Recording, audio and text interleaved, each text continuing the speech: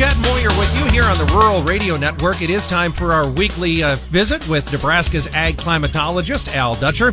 It's no surprise, Al, you have announced your retirement, and you are going to retire from Nebraska Extension. And what has it been like for these years being involved in ag meteorology and ag climatology? What do you think of this career that you've had, Al? Well, my interest in meteorology started when I was about 4 years old, and I never backed away from it. So I've always been a weather geek, and most of the people that are involved in weather forecasting or climatology are strongly related to essentially looking at types of weather patterns. That's what gets you interested in the field. Where I differed was when I went to school at Iowa State, I was interested in becoming a broadcast meteorologist, but one of my professors that I worked for said, you'd be really a good fit in the agricultural meteorology program. And I took his advice, got my degree at Iowa State, and then transferred here into a position under the High Plains Climate Center as an operationals climatologist. And basically I was looking at soil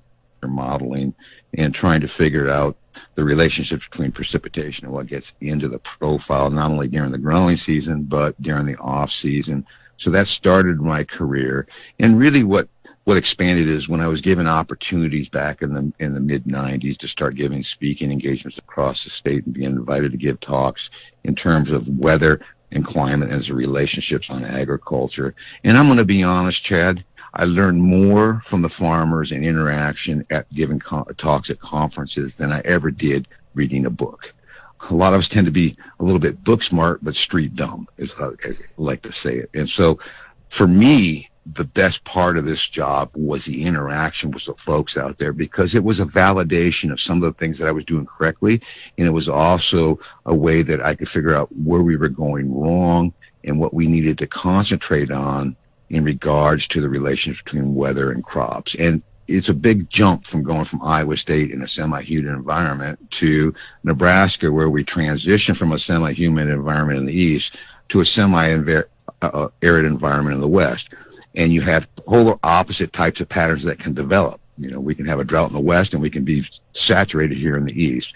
So to me, what ended up becoming more of a career, for my career, concentrating on was sort of what we call climate resiliency, trying to assess your risk going into the growing season based on what you've seen during the off season. And if you can give that type of a risk, saying which areas are likely to be wetter, which areas are likely to be drier, and then try to apply normal types of weather going forward, gives you an assessment of your drought risk or your flood risk. And so if there's anything I can leave the folks out there, is that what I really concentrate on is two magical numbers from October through April. First is what areas have received more than 15 inches of liquid equivalent precipitation during that period.